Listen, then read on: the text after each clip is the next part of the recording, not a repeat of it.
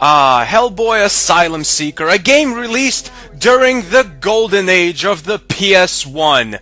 2004! I mean, a PS1 game from 2004 is already a red flag. But that red flag is an insignificant little dot on the gigantic planet that is this game's other failures.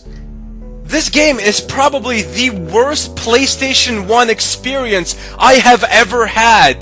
There is nothing good about this game. The audio is completely horrible, and when Hellboy talks, his mouth doesn't even move. I'm not even sure he has a mouth. Sarah, I'm coming to get you.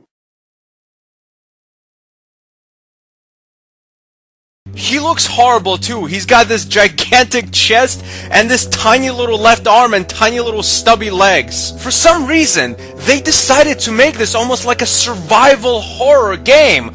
Why is Hellboy trying to survive? He's not just some regular guy up against the odds. He's like this powerful superhero. In the game, you run around and walk from area to area, trying to figure out how to move on to the next area. Like, say there's a gate in front of you. Well, you can't just go through the gate. The gate is locked. First, you have to run off to some crypt and press a little button there. Then you have to run off to another crypt and press another button. And then you come up to the gate, and for some reason, the gate is now open. You know, normally in a survival horror game, this would make sense. I mean, you run around, press some buttons, a gate opens. Fine.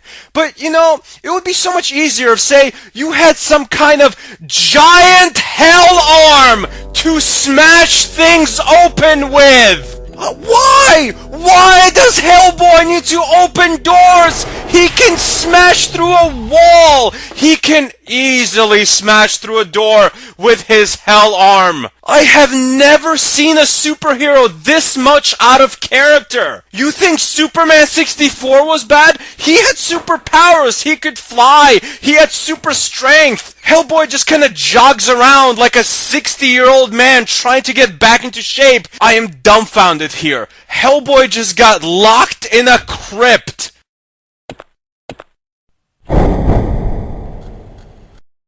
Sarah, the door locked behind me. I'll slide you the key.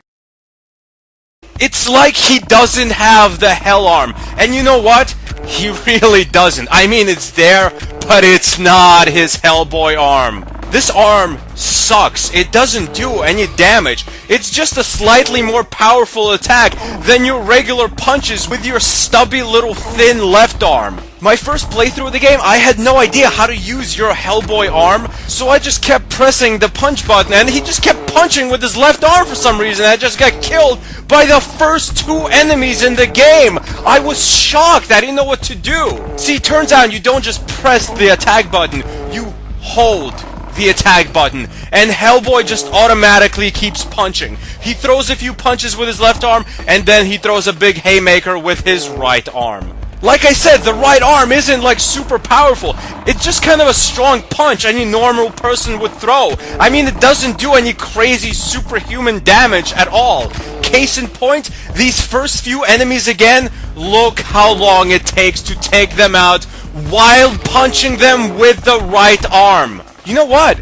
I'm pretty sure you can't actually kill the first two enemies you fight in the game. Like, the first two things you run into are immortal. I must have fought them for like 3 minutes straight, continually punching these nothing add-on skeleton zombie creatures with my hell arm. I mean, in any Hellboy movie or comic book, he should smash these things in one punch without effort. In this game, he has to go through 12 rounds of a competitive boxing match with them. Keep in mind, this is the first goddamn enemy in the game! Hellboy cannot beat the first thing he fights in the game! I literally beat the first ever boss in the game faster than these two skeleton zombie creatures. Oh, and by the way, here's me fighting the first ever boss. It's like some kind of bird. You want to see the strategy? Well, you just stand there and hold the attack button! That's right, there's no running around and moving. Why would there be?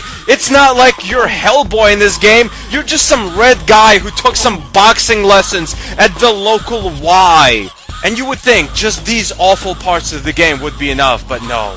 No, they're not enough. Here's me trying to run down the stairs. For some reason, I can't run down the stairs. I don't know. It's stairs. I'm running down the stairs and I'm stuck. I kept running through different angles of the stairs, and just with some miraculous timing, I somehow ran down the stairs into this dark room, and I have no idea what to do here. Hellboy has this lighter. He can hold it up, but he can't move while he's holding the lighter up. So you're supposed to turn on the lighter, look around the room to see where you have to go, and then turn off the lighter. Well, I tried that, and I didn't see anything in the room that would help me progress. So I just decided to run forward, and there are these two enemies, but they were like all the way on the other side of the room, nowhere near me.